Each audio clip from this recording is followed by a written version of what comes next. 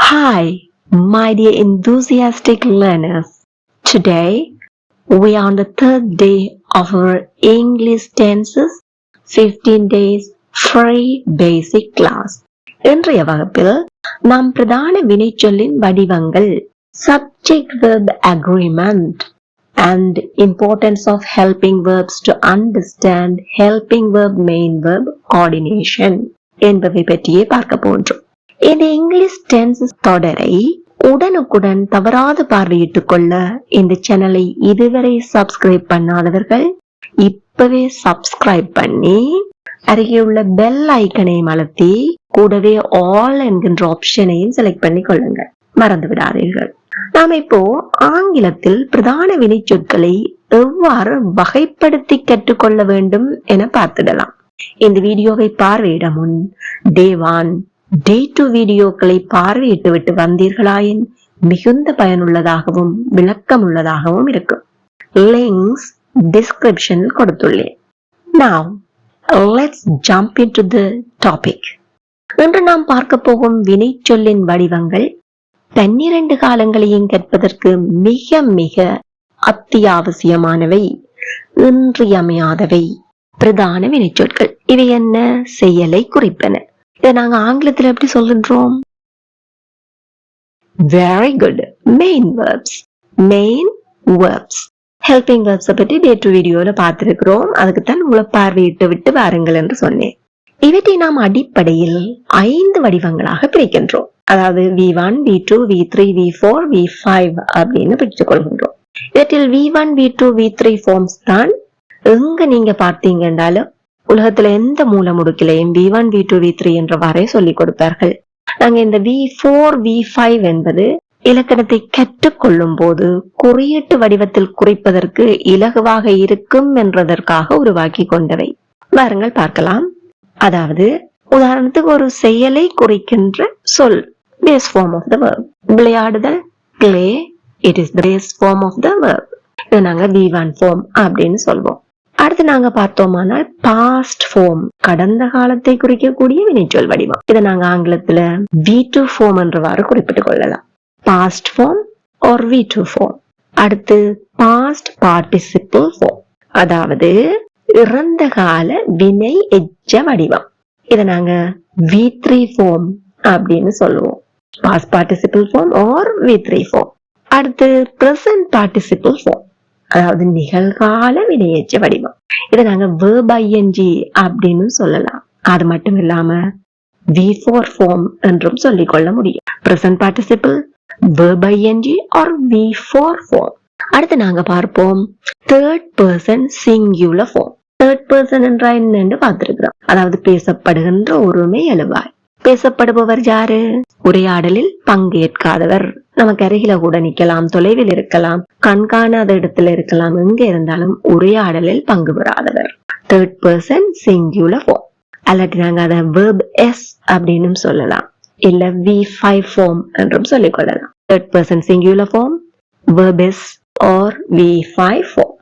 உதாரணத்துக்கு சாப்பிடுதல் என்னும் செயலை எடுத்து நோக்குவோமா? இங்க V1 ஃபார்ம் என்ன? Very good. Eat. V2 form அதனுடைய கடந்த கால வடிவம் ate. V3 form என்ன? eaten என்கின்ற past participle வடிவம். அதே போல V4 form என்பது என்ன? verb ing. அப்ப eating. Last one என்ன? V5 form, verb s என்பது eats. eat, ate, eaten, eating, eats. இதே போல நாங்கள் ஒவ்வொரு வினைச்சொல்லுக்கும் அமைத்துக் கொள்ள முடியும். இவற்றில் V1 form, V2 form, V5 form என்பன action and time காட்டி நிற்பன. செயலையும் குறிக்குது, காலத்தையும் குறிச்சு காட்டுது. அதாவது உதவி வினைச்சொல் இருக்கு, அவற்றுக்குள்ள மறைஞ்சிருக்கு அப்படின்னு சொல்லி நாங்க ஏற்கனவே கற்றுக்கொண்டுள்ளோம். V1 form பாத்தீங்கன்னா தெரியும், சிம்பிள் பிரசன்ட் சொல்லி நாங்க சொல்லலாம். அதே போல V5 form எடுத்துக்கொண்டீங்கன்றாலும் அதுவும் சிம்பிள் பிரசன்ட் தான் குறித்து நிற்கும். இதே போல V2 form எடுத்துக்கொண்டீங்கன்றா அது எதை காட்டி நிற்கும்? பாஸ்ட் ஃபார்ம் தானே, அப்ப சிம்பிள் பாஸ்ட் டென்ஸை காட்டி நிற்கும். அதற்குள்ளும் மறைந்து ஹெல்பிங் verb இருக்குது, அதுதான் did என்று நாங்க ஏற்கனவே பார்த்துள்ளோம். ஆனால் இந்த V3 ஃபார்ம், V4 ஃபார்ம் என்பன ஆக்ஷனை மாத்திரமே காட்டி நிற்கின்றன. உதவி வினை சொல்ல நாங்கள் வெளிப்படையா போட்டு காட்டாட்டிக்கவே எக்காரணம் கொண்டும் காலத்தை காட்டவே மாட்டாதன. அப்படியா, என் நேற்றைய வீடியோவில் ஹெல்பிங் வெர்ப்ஸ் தான் காலத்தை காட்டும் என பார்த்தோமே என யோசிக்கிறீர்களா? ஆம், சந்தேகமே இல்லை. V1 ஃபார்ம் என்பதில் அடங்கி இருக்கும் உதவி வினைச்சொல் தான் do. நாங்க ஏற்கனவே பார்த்துள்ளோம், பேஸ் ஃபார்மில் அடங்கி இருப்பது தான் do. அதே போல V5 ஃபார்ம் verb S இல் அடங்கி இருக்கும் உதவி வினைச்சொல் தான் does. மற்றும் V2 ஃபார்ம்ல அடங்கி இருக்கும் உதவி வினைச்சொல் தான் did. இப்போது ஞாபகம் வருகிறதா? ஆம் இல்லையா? Very good. அது சரி, V3 ஃபார்ம் V4 ஃபார்ம் ஏன் ஆக்ஷனை மாத்திரமே காட்டி நிற்கும் என்று சிந்திக்கிறீர்களா? பாருங்கள், பார்த்து விடுவோம். V3 ஃபார்ம் என்பது என்ன? பாஸ்ட் பார்ட்டிசிபிள், அதாவது இறந்த கால வினை எச்சம். V4 ஃபார்ம் என்பது என்ன? பிரசன்ட் பார்ட்டிசிபிள், நிகழ்கால வினை எச்சம். இரண்டுமே வினை எச்சங்கள். ஆகையால் தான் செயலை மட்டுமே வெளிப்படுத்தி காலத்தை காட்ட முடியாத வடிவங்களாகவே காணப்படுகின்றன. நன்கு புரிந்து கொண்டீர்களா? நீங்கள் புரிந்து கொண்டீர்கள் என்பதை எனக்கு தெரிவிக்க மறக்காம ஒரு லைக் பண்ணிக்கொள்ளுங்க. V1 ஃபார்ம், அதாவது பேஸ் ஃபார்ம் ஆஃப் வெர்ப்ஸ் என்னும் போது நமக்கு எந்தவித பிரச்சனையும் இல்லை. சாதாரணமாக ஒரு செயலை அல்லது நிலைமையை குறிக்கும் ஆங்கில சொல் தெரிந்திருந்தால் தாராளமாக போதுமானது. உதாரணமாக, வைத்திரு ஒரு செயல், அதை குறிப்பிடுவதற்கு ஆங்கிலத்தில் என்ன சொல்வோம்? Keep. Keep is a V1 form verb, base form of the verb. ஓடு, run, it also V1 form verb. சொல், say, V1 form. விளையாடு, play, V1 form verb. இவை அனைத்துமே V1 form verbs. அப்படியானால் V2 form என்பது என்ன? அதை எப்படி அறிந்து கொள்ளலாம் என்னும் போது நமக்கு வினை சொற்களின் பிரதான பாகுபாடான ரெகுலர் வெர்ப்ஸ், இர்ரெகுலர் வெர்ப்ஸ் என்பன அறிந்திருக்க வேண்டிய அவசியம் உண்டு. ரெகுலர் என்றால் தமிழில் என்ன? ஒழுங்குமுறையான. அதாவது ஒரு ஒழுங்குமுறையான கட்டமைப்பில் V2 ஃபார்ம் மற்றும் V3 ஃபார்மை கொண்ட வினை சொற்களை நாம் ரெகுலர் வெர்ப்ஸ் என்போம். ரெகுலர் வெர்ப்ஸ் என்று சொல்லி நாங்கள் கற்றுக்கொண்டால் அதனுடைய அர்த்தம் என்ன? ஒரு பேஸ் ஃபார்ம் ஆஃப் வெர்ப் இருக்குது. அந்த பேஸ் ஃபார்ம் ஆஃப் வெர்புக்கு ஒரு சில விதிகளை நாங்கள் சேர்க்கும் போது அதன் மூலம் V2 ஃபார்மும் V3 ஃபார்மும் எங்களுக்கு கிடைக்கப்பெறணும். அப்ப இந்த விதிகள் அதற்கு ஒத்து வரக்கூடிய அனைத்து வினை சொற்களுக்கும் பொதுவானதாக இருக்க வேண்டும். இவ்வாறு இருப்பவற்றை தான் நாங்கள் ரெகுலர் வெர்ப்ஸ் அப்படின்னு சொல்றோம். இவற்றிற்கு கட்டமைப்பை மாத்திரம் தெரிந்து கொண்டால் வினைச்சொற் பட்டியல்களில் நீங்க தான் ராஜா, சந்தேகமே இல்லை. வாங்க பார்க்கலாம். ரூல் நம்பர் 1, அதாவது கன்சனன்டில் முடிவடையும் வினைச்சொற்கள். இங்க நாங்க கன்சனன்ட் சவுண்ட் அப்படின்னு சொல்லல, கன்சனன்ட் லெட்டரை தான் குறிக்கிறோம். அப்ப சாதாரணமா வொவல் லெட்டர்ஸ் என்னென்ன? A, E, I, O, U. அனைவருக்கும் தெரிந்த ஒரு விடயம் தான் 5 எழுத்துக்கள். நாங்க வொவல் சவுண்டை பற்றியோ கன்சனன்ட் சவுண்டை பற்றியோ இங்க கதைக்க போறதில்ல, லெட்டர்ஸை பற்றி மாத்திரமே கதைக்க போன்றோம். ஏன் ஸ்பெல்லிங் தானே. கன்சனன்டில் முடிவடையும் வினைச்சொற்கள் மற்றும் வொவல் பிளஸ் y என்றவாறு முடிவடைகின்ற வினைச்சொற்கள். இவற்றிற்கு நாங்க சிம்பிளி அட் ed என்ன சேர்த்துக்கொள்வோம்? சிம்பிளா அதுக்கு பின்னால ed போட்ட வேண்டாலே V2 ஃபார்மும் கிடைச்சிடும், V3 ஃபார்மும் கிடைச்சிடும். உதாரணம் பார்ப்போம். ஒர்க், கன்சனன்ட்ல எல்லாம் முடியுது. Worked, worked. அடுத்தது கிளீன், கடைசி எழுத்து என்ன? கன்சனன்ட்.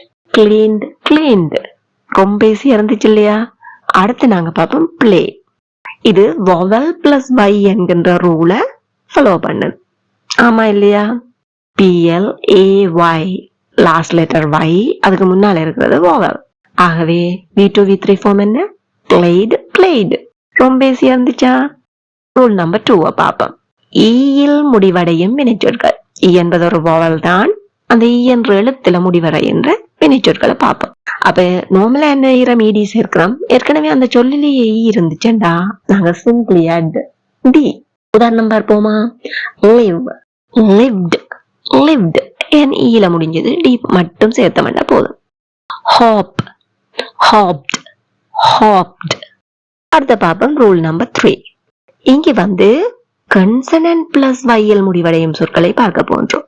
ஏற்கனவே வொவல் பிளஸ் y தான் முதலாவது ரூல்ல பார்த்தோம். இங்க கன்சனன்ட் பிளஸ் y முடிவடையும் சொற்கள். இவ்வாறு கன்சனன்ட் பிளஸ் y என்றவாறு முடிவடையும் போது அந்த y வந்து ஐயாக மாறி அதோட ed சேரும். உதாரணத்தை பார்க்கும்போது உங்களுக்கு தெளிவான விளக்கம் கிடைக்கும். carry last letter y. அதற்கு முன்னால உள்ளது r என்னும் எழுத்து, it is a consonant. ஆகவே y நாங்க ஐயா மாத்தி ed சேர்க்க வேணும். carried, carried. I may cry என்றதை எடுத்துக்கொண்டீங்கன்னு சொன்னா cry, cried, cried. அடுத்து நாங்க பார்ப்போம் rule number 4. One syllable verbs end with CVC pattern. CVC என்ன? Consonant, vowel, consonant. One syllable words என்ன? நாங்க இந்த syllable எப்படி கண்டறியறோம்? vowel sound வச்சு. இப்போ ஒரு சொல்லி எடுக்கிறீங்க, அதுல எத்தனை vowel sound இருக்கிறதோ அத்தனை syllable ஆக அந்த வேர்டை பிரிக்கலாம். உதாரணத்துக்கு பார்ப்போம். stop. ஓ என்றதான் அங்க இருக்கிற vowel sound. ஒரே ஒரு உயிரெழுத்து சத்தம் தான் இருக்குது. ஆகவே அது என்ன? one syllable word. begin, big. அப்ப என்னது? இரண்டு vowel ஒலிகள் இருப்பதால் begin என்பது two syllable word ஆயிரும். அப்ப one syllable word எல்லாம் எப்படி கண்டறியறோம்? ஒரு vowel ஒலி கிடைக்கும். சரியா? இப்படியாக one syllable wordல CVC patternல அந்த verb முடியணும். இப்போ ஸ்டாப் பாத்தீங்கன்னு சொன்னா இறுதி எழுத்து கன்சனன்ட், அதுக்கு முன்னால ஒரு vowel இருக்கு, அந்த vowelக்கு முன்னால ஒரு கன்சனன்ட் இருக்கு. அதுதான் நாங்கள் CVC அப்படின்னு சொல்லுவோம். இவ்வாறு இருக்கும் பட்சத்துல அந்த இறுதி கன்சனன்ட் இருக்கு இல்லையா, அதை டபுள் பண்ணி இரட்டிப்பாக்கி அதோட இடிய சேர்த்துக் கொள்ளுவோம். நன்கு புரிந்து கொண்டீர்களா? வேறங்கள் உதாரணத்தை பார்ப்போம். ஸ்டாப் CVC பேட்டர்ன்ல தான் முடியுது. One syllable word. ஆகவே இறுதி எழுத்தை இரட்டிப்பாக்கி தான் இடி சேர்க்கணும். ஸ்டாப்ட், ஸ்டாப்ட் டபுள் P ஆகுது. Plan, PLAN. லாஸ்ட் 3 letters பாருங்க, CVC. ஆகவே பிளான்ட், பிளான்ட் டபுள் N அங்க இரட்டிப்பாகுது. ரப் ஒன் syllable word. CVC தான் பேட்டர்னே, 3 எழுத்து சொல்ல, அப்ப CVC தான். ஆகவே RUB CVC, இங்க லாஸ்ட் லெட்டர் B டபுள் ஆக்கி ரப்ட், ரப்ட் அப்படின்னு சொல்றேன். இங்க நீங்க RUN ரன்னையும் வச்சிடக்கூடாது. ஏன்னு சொன்னா ரன்ன்றது ஒரு irregular verbs. அதை பற்றி எல்லாம் இப்ப கவலைப்படாதீங்க, அது எப்படி என்னன்னு சொல்லி நான் உங்களுக்கு விளக்கமா பிறகு சொல்லி தருவேன். இங்க இருக்கிற ஒரு எக்ஸெப்ஷனை நீங்க கவனிச்சு கொள்ள வேணும். CVC பேட்டர்ன்ல இறுதி எழுத்து, அதாவது ஃபைனல் கன்சனன்ட், கடைசியா இருக்கிற அந்த C என்ற கன்சனன்ட் W அல்லது X or Y என 3 எழுத்துக்களில் முடிவடையும் போது அவற்றை நாம் இரட்டிப்படைய செய்ய மாட்டோம். உதாரணத்துக்கு பார்த்தோம். ஆனால் bow, BOW, bow, bowed, bowed, W இரட்டிப்படைய வைக்க மாட்டோம். அதே மாதிரி fix, fixed, fixed இரட்டிப்படைய செய்ய மாட்டோம். அடுத்து நாங்க பார்ப்போம். play, played, played என்றுதான் வருதே தவிர இரட்டிப்படைய செய்யவில்லை. Rule number 5. multi-syllable verb with stress on the last syllable. எத்தனை syllable வேணுமென்றாலும் இருக்கலாம். 2 இருக்கலாம், 3 இருக்கலாம், 5 இருக்கலாம், 6 இருக்கலாம். ஆனா அந்த லாஸ்ட் syllable இருக்குது இல்லையா, அதுல ஸ்ட்ரெஸ் இருக்கணும். இருந்துச்சுன்னு சொன்னா அந்த இடத்துல கடைசியா வர கன்சனன்ட் ரெட்டிப்பாக்கித்தான் நாங்க இடி சேர்க்கணும். உதாரணத்துக்கு பார்ப்போம். permit, permit, மிட்ல எங்களுக்கு ஸ்ட்ரெஸ் கொடுக்குறோம். permit. ஆகவே கடைசியில இருக்கிற T ரெட்டிப்பாக்கி permitted, permitted என்றவாறு அமையும். அதே போல prefer, prefer, ferவில தான் ஸ்ட்ரெஸ் கொடுக்குறோம். ஆகவே preferred, preferred என்றவாறு அமையும். இப்ப நாங்க ஒரு சின்ன ரீகேப் பார்ப்போம். ஒரு சைடுல verbs end in, அடுத்த சைடுல ரூல்ஸ் பார்க்க போறோம். ரெகுலரா most of the verbs add simply ed. இதுவே லாஸ்ட் லெட்டர் E இருந்துட்டு add only D. consonant plus Y இருக்குது முடிவு. change Y to I plus ed. முடிவு எப்படி இருக்கு? vowel plus Y இருக்கு. just add ed. ed மாத்திரம் சேர்த்தீங்கன்னா போதும். CVC pattern only one syllable. double last consonant plus ed. stress on the last syllable. இப்ப multi syllable word அதுக்கு முன்னேவம் double last consonant plus ed. stress not on last syllable. அப்ப stress last syllable இல்லாத பட்சத்துல just add ed. simply ed மட்டும் தான் சேர்ப்போம். அது rule 1க்குள்ள போயிடும். ரொம்ப இலவா இருக்கா? இப்போ உங்களுக்கான ஒரு சின்ன குயிஸ். நான் வினைச்சொற்களை சொல்லும் போது அவற்றிற்கான V2 V3 ஃபார்ம உடனுக்குடன் கமெண்ட் பண்ணிட்டே வாருங்கள். Study, pray, rub, plan, dance, travel, print, chop. இப்போ சரியான விடைகளை பார்த்துடுவோமா? Are you ready? Okay. Study, studied. வைக்கு முன்னால கன்சனன்ட் இருந்தது, ஆகையால ஐடி போட்டோம். Pray, இடி மட்டும்தான் சேர்க்க போறோமே. வைக்கு முன்னால இருந்தது vowel. Rub, CVC பேட்டர்ன்ல இருக்குது, ஆகவே லாஸ்ட் லெட்டர் என்ன செய்வோம்? டபுள் ஆக்குறோம். Plan, CVC பேட்டர்ன்ல இருக்குது, ஒன் சிலபிள் வேர்ட் தான், ஆகவே planned டபுள் ஆக்குறோம். Dance, ஈல முடிகிற சொல்லு, ஆகவே danced. Travel, multi syllable word, travel, ஆகவே இங்க வந்து ஸ்ட்ரெஸ் வந்து travel இறுதி சிலபிள்ல இருப்பதால் double LED.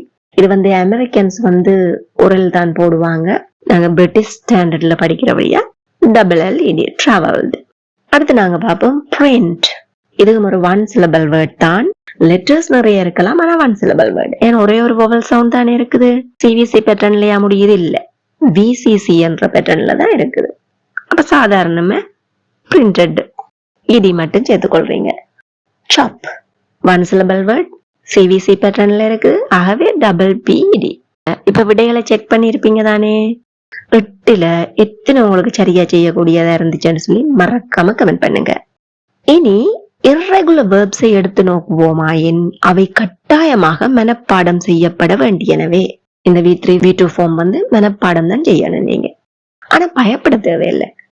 High frequency verbs, அதாவது ஹை ஃப்ரீக்வன்சி verbs என்ன, நாங்க அடிக்கடி நம்முடைய அன்றாட வாழ்க்கையில பயன்படுத்த தேவையான வினைச்சொற்கள் 200லும் குறைவானவையே உள்ளன. இவற்றில் நாம் தினமும் பயன்படுத்த தேவையானவை ஒரு 120 மாத்திரமே இருக்கு. தினமும் 12 மனப்பாடம் செய்தாலே நாட்கள் போதுமானது. அப்ப கவலைப்படணுமா? தேவையே. Don't worry, it's very simple. நானே அவற்றின் பட்டியல் வீடியோவாகவும் உங்களுக்கு தருவேன். அப்ப ரெகுலர் வேர்ட்ஸை பற்றி நீங்க கவலைப்படவே வேணாம். ஒரு 10 நாள் போதும் அவற்றை மனப்பாடம் செய்திடலாம். அதுக்கு பிறகு மிச்சமா இருக்கிறதெல்லாம் என்ன, ரெகுலர் வேர்ப்ஸ் தான். அப்ப இந்த ரூல்ஸின் படிக்கு நீங்கள் மிச்சம் எல்லாத்தையும் அமைத்துக் கொள்ள முடியும். இனி நாம் V4 ஃபார்ம், அதாவது verb ing form, present participle விதிகளுக்கு அமைவாக செயற்படுகிறது என பார்க்கலாம். இது ரெகுலர் irregular verbs என்ற பாகுபாடின்றி ஒரே விதியாக பயன்படும். இந்த V2 V3 ஃபார்முக்கு தான் ரெகுலர் verb irregular verbs என்ற பிரச்சனை இருக்கு. மற்ற 2 வடிவங்களுக்கும் V4 V5 இந்த பிரச்சனையே இல்லை. விதியை மாத்திரம் அறிந்து கொண்டீர்களான போதுமானது. பார்க்கலாமா? Rule 1, just add ing. ஒரு வினை சொல்ல பாக்குறீங்களா? சிம்பிளி ing போட்டீங்கன்னா ing form, verb ing, V4 form, அதாவது present participle. go, going, eat, eating, jump, jumping. இவ்வளவு தானா? இல்ல, விதிவிலக்கான மற்ற ரூல்ஸும் இருக்குது, வாங்க பார்ப்போம். Rule 2, verbs end in e. ஒரு வினைச்சொல் வந்து ஈல முடியுதுன்னு வச்சுக்கொள்ளுவோம். அங்க என்ன செய்ய வேணும்? drop e, ஈய இல்லாம பண்ணிட்டு ing சேர்க்கணும். பார்க்கலாமா உதாரணங்கள்? make, making, take, taking, write, writing. இதுல ஒரு விதிவிலக்கு இருக்குது. என்ன விதிவிலக்கு ஞாபகம் வருதா? நாங்க செகண்ட் டே வீடியோல பார்த்திருக்கிறோம். உதவி வினைச்சொல் பிரதானமாக 3, அவற்றில் ஒன்றுதான் இங்குள்ள விதிவிலக்கு. எது அது? Superb, you got it. B, B, E, B. இதனுடைய ing வடிவத்துல நாங்கள் நீக்குவோமா? இல்ல, being, B, E, ing அப்படித்தான் போடுவோம். ஞாபகத்துல வச்சுக்கொள்ளுங்க. Rule number 3, verbs end in IE. ஏற்கனவே I என்ற சவுண்ட்ல E என்ற சவுண்ட்ல வருது. இப்படி வரையல நாங்க இந்த ஐய வைய மாத்தணும். ஐய என்ன செய்யறோம்? வைய மாத்தி போட்டு ஐஎன்ஜி சேர்த்துக்கொள்வோம். உதாரணம் பாப்போமா? Tie, DIE. ஐஎன்ஜி ஃபார்ம் எப்படி வரும்? ஐயை நீக்கி போட்டு DYING, dying. lie, lying, LYING. tie, ஐயை நீக்கிட்டு TYING, tying அப்படின்னு வரும். ரொம்ப எழுவா இருக்கா? மறக்காம ஒரு லைக் பண்ணிடுங்க. Rule number 4. One syllable verbs end in CVC pattern. One syllable CVC patternல முடியுது. அதாவது consonant, vowel, consonant. இப்படி வரைக்கல double last letter plus ing. கடைசியில் தன்னையோடும் இரட்டிச்சிட்டு ing சேர்க்கணும். Run CVC, ஆகவே running double N ing. Sit CVC, double T ing, sitting. Hop CVC pattern, ஆகவே hopping double P ing. இங்கேயும் மறக்காம ஞாபகம் வச்சுக்கொள்ளுங்க, don't double if last consonant W, X or Y. Bow, bowing. Fix, fixing. Play, playing. Rule number 5. 2 syllable words. அதாவது 2 syllable verbs, 2 syllable தான். Multi syllable நாங்க இங்க பார்க்கல, 2 syllable. இந்த 2 syllable verbs வந்து CVC patternல இருக்குது, இருக்கேக்கல. Stress is on the last syllable. Stress வந்து last syllableல இருக்கும். Last 3 letterum வந்து CVC pattern ஆயும் இருக்க வேணும். அந்த stress வந்து last syllableல இருக்கவும் வேணும். இருந்துச்சுன்னு சொன்னா கடைசி எழுத்தை ரெட்டிக்க வேணும். உதாரணத்துக்கு பார்ப்போம். begin, begin. அப்ப stress வந்து கடைசிக்கு தான் கிடைக்குது, ஆகவே double N ing. Forget, forget. Stress on last syllable. Forgetting, double T ing. Forgetting. அடுத்த சொல்ல பாப்போம். open, O, open. 2 syllable word, 2 syllable verb தான். O, அதுல தான் stress கிடைக்குது. open. ஆகவே நாங்கள் double N போட மாட்டோம். ஞாபகத்துல வச்சுக்கொள்ளுங்க. Rule number 6. Verbs end in C. ஒரு வினைச்சொல் C-ல முடிவடைஞ்சா நாங்க என்ன செய்யணும்? C-க்கு KH எடுத்து எழுதி அதுக்கு பிறகுதான் ING போடணும். உதாரணத்துக்கு பார்ப்போம். panic, PANIC. C தானே கடைசி எழுத்து. C-க்கு பின்னால ING போடலுமா? இல்ல. அப்ப எப்படி போடுறோம்னு பார்ப்போம். panicking, CKING. picnic, picnicking. mimic, mimicking. நல்லா கவனிச்சு படிக்கணும். இப்ப நீங்க இந்த ரூல்ஸ் எல்லாம் என்ன செய்யலாம்? ஒரு நோட் எடுத்து வச்சுட்டு நீங்க வினைச்சொற்களை காணும் போதெல்லாம் இந்த ரூல்ஸுக்கு அமைவா இருக்கா என்றதை செக் பண்ணி ஞாபகப்படுத்தி கொண்டீங்கடா மறக்கவே மாட்டீங்க. Now let's see a small recap. முதலாவது ending typeையும் அதுக்கான ரூலையும் பார்ப்போம். Most of the verbs, பெரும்பாலான வினைச்சொற்களுக்கு என்ன செய்யறோம்? ING add பண்ணினா போதும். Ends in silent E. Drop E. E என்ன செய்யறோம்? இல்லாம பண்ணிட்டு பிளஸ் ING அப்படின்னு சேர்த்துக்கொள்றோம். ends in IE, IE-ல முடிகிற சொற்கள். change IE to Y plus ING. அதே மாதிரி one syllable verb CVC patternல இருந்தா double final consonant plus ING. two syllable verbsல stress on second syllable இருந்தால் double final consonant plus ING. அடுத்தது என்ன? முடிவெழுத்து எப்படி இருந்துச்சுன்னு சொன்னா C-ல இருந்துச்சுன்னு சொன்னா add K plus ING. ரொம்ப எழுவா இருந்துச்சா? உங்களுக்கு நல்லா புரிஞ்சு கொள்ளுதுன்றத காட்டுறத எப்படி காட்டலாம்? மறக்காம ஏதாவது கமெண்ட் பண்ணுங்க, அல்லாட்டிக்கு லைக் பண்ணிக்கொள்ளுங்க. இரண்டையும் செய்தீர்களானால் உங்களைப் போலவே கற்பதில் ஆர்வம் உள்ள அனைவருக்கும் இந்த வீடியோ ஷேர் ஆகிக்கொள்ளும். இப்போ உங்களுக்கான ஒரு சின்ன குவிஸ். நான் வினைச்சொற்களை சொல்லும் போது அவற்றிற்கான ING ஃபார்மை நீங்க கமெண்ட் பண்ணிட்டே வாருங்கள். முடிவில் விடை சொல்லும் போது எத்தனை சரி எடுத்துள்ளீர்கள் என்பதையும் மறக்காம கமெண்ட் பண்ணுங்க. உங்களுக்கு நான் சொல்றது கொஞ்சம் ஸ்பீடா இருந்தால் பாஸ் பண்ணி கமெண்ட் பண்ணுங்க. ரொம்ப ஸ்லோ பண்ண இல்லாத என்னன்னா நேரத்தை கருத்தில் கொள்வதா. Pack, get, snow, agree, traffic, hop, hop, prefer, offer, untie. விடைகளை பார்க்கலாமா? bake ஈல முடியுது, ஈய நீக்கிட்டு baking. get CVC pattern one syllable double T ing getting. snow CVC pattern தான் one syllable தான் இருந்தாலும் இறுதி எழுத்து W ஆகவே snowing. agree ஈல தான் முடியுது, ஆனா ஒரு ஈயா இல்ல double E ஆகவே simply ing agreeing. traffic இங்க சீல முடியறபடியா கே சேர்த்து trafficking அப்படின்னு சொல்லணும். அடுத்த பாப்போம் hope ஈல முடியுது hopping. hop CVC pattern ஆகவே hopping double P. prefer two syllable verbs prefer வந்து stress கொடுக்குறமாகவே double RING. offer ஓவுக்கு தான் ஸ்ட்ரெஸ் விழுகுது, அப்ப டூ சிலபிளா இருந்தாலும் இறுதி சிலபிள்ல வந்து எங்களுக்கு ஸ்ட்ரெஸ் வராதபடியா CVC பேட்டர்ன் இருந்தும் கூட டபுள் RING என்று வராது, ஆஃபரிங்குக்கு ஒரு ஆர் தான் இருக்கு. untie ஐல முடியுது, ஆகவே untying YING என்று வர முடியும். இப்போ உங்களுக்கு 10ல எத்தனை சரி என்று மறக்காம கமெண்ட் பண்ணுங்க. இப்போது இறுதியாக நாம் V5 ஃபார்ம் எவ்விதிகளுக்கு அமைவாக செயற்படுகிறது என பார்க்கலாம் வாங்க.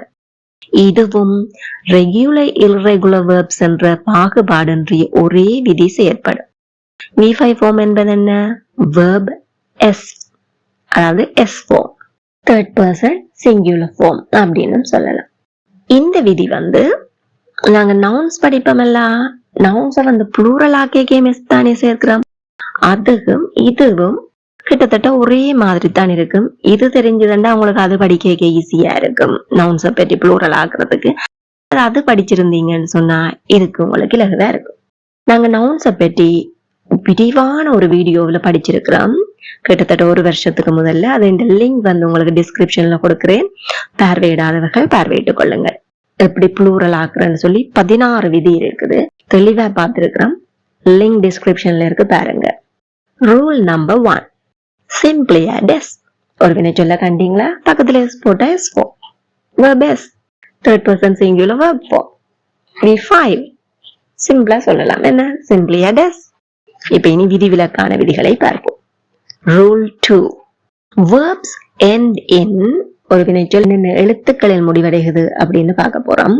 CH, SH, double S, X, O இவற்றில முடிவடையுமாயின் and ES ஒரு கவலையும் வேணாம், ES சேர்த்தீங்கன்னா போதும். உதாரணங்கள் பார்ப்போமா? watch, watches, wash, washes, miss, misses, fix, fixes, go, goes. Rule number 3, verbs end in a consonant plus Y. ஒரு கன்சனன்டோட Y சேர்ந்து முடிவடையணும். அந்த இடத்துல நாங்க change Y to I plus ES. Y ஐயா மாத்தி போட்டு ES சேர்த்துக் கொள்ளுவோம். carry, carries, IES. cry, cries, IES. try, tries, IES சேர்த்திருக்கிறோம். ரொம்ப எளிதா இருக்கா? Rule number 4, verbs ending in vowel plus Y. ஒரு vowel எழுத்து அதோட வையும் சேர்ந்து முடிவடையுது. just a days. Rule number 1 மாதிரி சிம்பிளி எஸ் சேர்த்தீங்கன்னா போதும். play, plays, என் வைக்கு முன்னாலே vowel எழுத்து. enjoy, enjoys, வைக்கு முன்னுக்கு இருந்தது என்ன? O is a vowel. buy, buys, வைக்கு முன்னுக்கு என்ன எழுத்து இருக்கு? U என்பது ஒரு vowel letter. இப்ப நாங்க எக்ஸெப்ஷன்ஸ் பார்ப்போம். have சாதாரணமா எஸ் கொண்டே சேர்த்து haves அப்படின்னா அது இந்த எஸ் ஃபார்ம் வரும் இல்ல, has. இதே மாதிரி பிக்கு எஸ் ஃபார்ம், அதாவது சிங்குலருக்கு பயன்படுத்தக்கூடியது என்னது? தேர்ட் பர்சன் சிங்குலர் எண்டைகள்ல இஸ். இப்போ ஒரு ரீகேப் பார்த்துருவோம். verb endingம் ரூல்ஸும். most of the verbs simply நீங்க என்ன செய்றீங்க? des ends in CH, SH, double S, O, X. என்ன சேர்க்கிறோம்? add ES. ends in consonant plus Y. Change Y to I and add ES. ends in vowel plus Y. simply add s. ரொம்ப இலவா இருந்துச்சா? இங்கேயும் உங்களுக்கான சின்ன ஒரு quiz. 10 வினைச்சொற்கள் தருகின்றேன். நான் வாசிக்க நீங்க கமெண்ட் பண்ணிட்டே வாங்க. வேகம் கூட இருந்துச்சுன்னா என்ன, வீடியோவை பாஸ் பண்ணி விடைகளை டைப் பண்ணுங்க. இறுதியில உங்களுக்கு நான் விடை சொல்லும் போது செக் பண்ணி எத்தனை சரியன்னு மறக்காம சொல்லுங்க. read, catch, kiss, study, obey, worry, pray, say,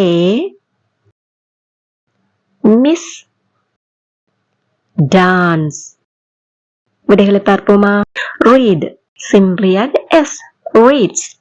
catch, இறுதி எழுத்து என்ன? ch, ஆகவே es, catches.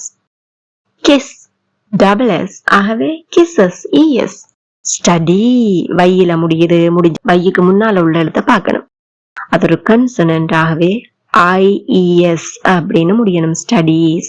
obey, வையில முடியுது, அலர்ட் ஆகிரோணும், வையுக்கு முன்னால இருக்கிற எழுத்து என்ன? vowel, ஆகவே simply add s. worry, வையில முடியுது, முன்னால எழுத்து என்ன? கன்சனன்ட், ஆகவே is, worries. pray, வையில முடியுது, முன்னால உள்ள எழுத்து என்ன? vowel, ஆகவே simply s, praise. say, very good, simply s, says. miss, double s, ஆகவே misses, es. dance, simply as, dances. ரொம்ப இலவா இருந்துச்சா? 10க்கு எத்தனை சரி என்று போட்டீங்களா? very good. தற்போது நாம் V2, V3, V4, V5 forms எவ்வாறு அமைய வேண்டும் என்கின்ற பூரண விளக்கம் பார்த்துவிட்டோம். ஏதாவது சந்தேகம் இருந்தா மறக்காம கமெண்ட் பண்ணுங்க. Definitely I will help you. அடுத்து நாம சப்ஜெக்ட் வெர்ப் அக்ரிமெண்ட் என்பதையும் importance of helping verbs in helping verb main verb coordination என்பவை பற்றியும் பார்க்கலாம் வாங்க. சப்ஜெக்ட் என்றா என்ன? எழுவாய். வெர்ப் என்றா என்ன? வினைச்சொல், செயலை குறிக்கும் சொல். தமிழில் வாக்கியம் அமைக்கும் போது வினைச்சொல் தெரிவுக்கு ஒரு வினைச்சொல்ல நாங்க தெரிஞ்சு கொள்ள வேண்டும் என்ற ஒரு எழுவாய், அதுக்கான வினைச்சொல்ல நாங்க அமைக்கல பால், எண், காலம் என்னும் 3ம் செல்வாக்கு செலுத்து.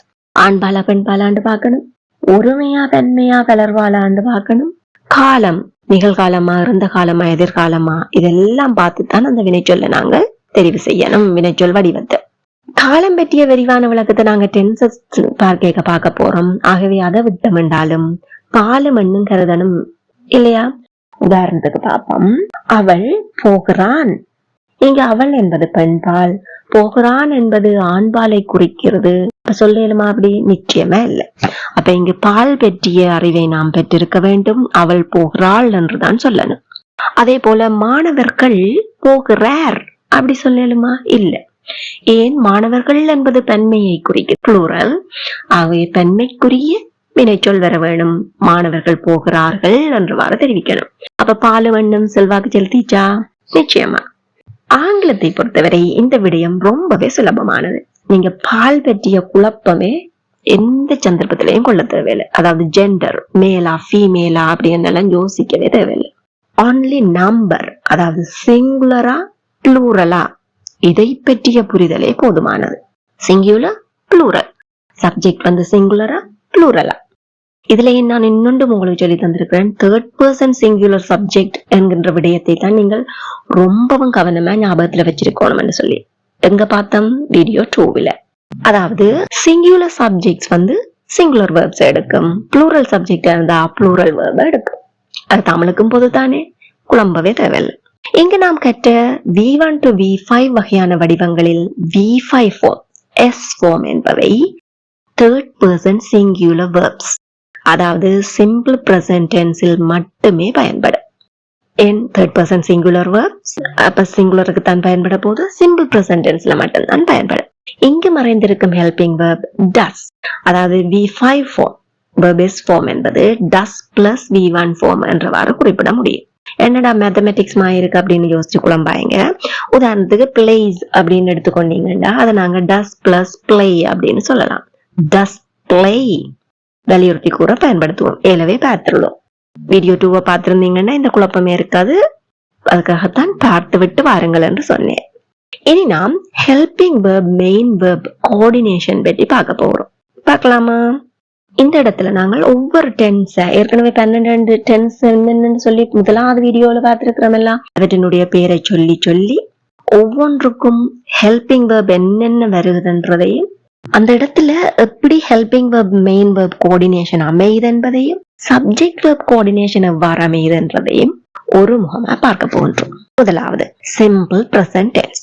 இங்கு சப்ஜெக்ட் ப்ளூரல் சப்ஜெக்ட் ஆகவோ அல்லது ஐ என்பதாகவோ இருக்குமா, ஐ என்பது நான் என்பதாகவோ இருக்கும் பட்சத்துல do plus V1 அதாவது do plus base form of verb என்றவாறு அமையும். அதுவே subject third person singular subject ஆயின் does plus V1 form, does plus base form என்றவாறு அமையும்.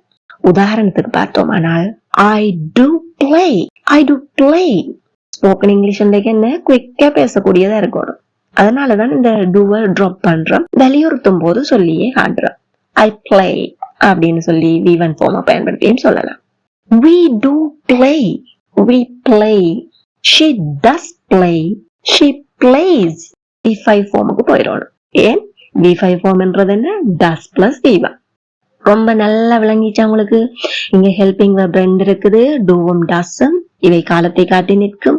இவற்றின் பயன்பாட்டுடன் தான் நாங்கள் எதிர்மறை வாக்கியங்களையும் வினா வாக்கியங்களையும் அமைத்துக் கொள்ள முடியும். அது மாத்திரமில்லாமல் வலியுறுத்தி கூற விரும்பினால் டுவேண்டஸையும் சொல்லியே தான் சொல்லவும் வேண்டும். அடுத்தது சிம்பிள் பாஸ்ட் டென்ஸ். ஒரு கரைச்சலே இல்லை. ஆல் சப்ஜெக்ட்ஸ், சப்ஜெக்ட் ஒருமையா இருக்கட்டும் பன்மையா இருக்கட்டும் simply did plus V1 form. did plus V1 form தான் என்ன, ஒரு தனி வடிவமும் இருக்கு எங்களுக்கு, V2 form. சொல்லி பார்ப்போமா? I did play, I played. They did play, they played. He did play, he played. ரொம்ப இலகுவா இருக்கா? அடுத்து நாங்க பார்ப்போம் சிம்பிள் ஃபியூச்சர். இங்கு எதிர்காலமும் நமக்கு தெரியாது. ஆகவே for all subject ஒருமைப்பன்மை என்றெல்லாம் வேறுபடுத்தி பார்த்து கொண்டிருக்காமா. for all subject will plus V1 form, will plus V1 form. உதாரணத்துக்கு eat என்கிற வினைச்சொல்லை எடுத்து பார்ப்போமே. I will eat, you will eat, it will eat. எந்த வித்தியாசமும் இல்லை. இப்ப இந்த 3 காலங்களுக்கு உதாரணம் பார்த்தோம் அல்லவா? என்னென்ன பார்த்தோம்? Simple present tense, simple past tense, simple future tense. நீங்கள் catch என்னும் வினைச்சொல்லை பயன்படுத்தி இம்மூன்று காலங்களுக்கும் உதாரண வாக்கியங்களை மறக்காம கமெண்ட் பண்ணுங்க. அடுத்து நாங்கள் பார்ப்போம் பிரசன்ட் கண்டினியூஸ் டென்ஸ். இங்கு சப்ஜெக்ட் ஐ ஆக இருக்கும்போது பிரசன்ட் கண்டினியூஸ் டென்ஸ்ன்றது என்ன? தற்போது நிகழ்ந்து கொண்டிருக்கிற காலம். அப்படியா? நான் என்பது எனக்கு முக்கியமானது இல்லையா? ஆகவே ஐக்கு ஒரு சிறப்பான வடிவமே இங்க இருக்கும். ஐ am என்கின்ற உதவி வினை சொல்லுடன் verb ing பயன்படுத்த போறோம். verb ing யாரு? V4 form. I am plus V4 form or verb ing. third person singular subject இருந்துச்சுண்டா is plus verb ing or V4 form. இதுவே subject plural இருந்துச்சுண்டா are plus verb 4 அல்லது are plus verb ing form. உதாரணத்தை பார்ப்போமா? I'm eating, she is eating, we are eating. இப்ப நீங்க wash என்னும் வினைச்சொல்லை வைத்து உதாரண வாக்கியங்கள் கமெண்ட்ல சொல்லுங்க. உதாரண வாக்கியங்கள் கமெண்ட்ல சொல்லுங்க. நாங்க இப்ப அடுத்தது பாஸ்ட் கண்டினியூஸ் டென்ஸ் பார்ப்போம். பாஸ்ட் இறந்த கால வடிவம். பாஸ்ட் கண்டினியூஸ் டென்ஸ் இறந்த கால தொடர்நிலையா காட்டுற ஒரு வடிவம். For all singular subjects, singular subject அது இவன் ஐ கூட இதெல்லாம் அடங்கிடும். அது ஒருமையா இருந்துட்டா was plus verb ing.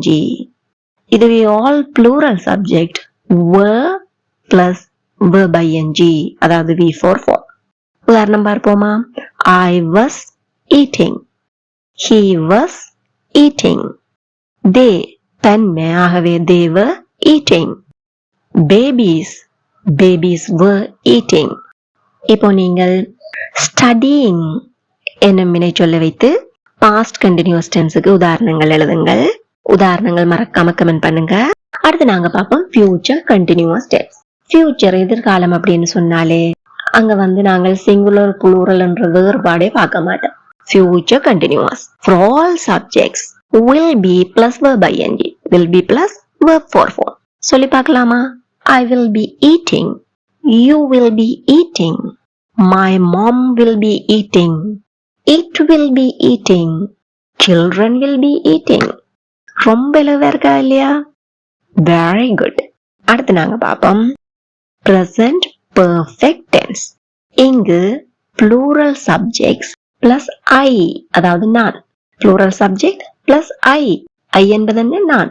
இதற்கு have plus V3 form.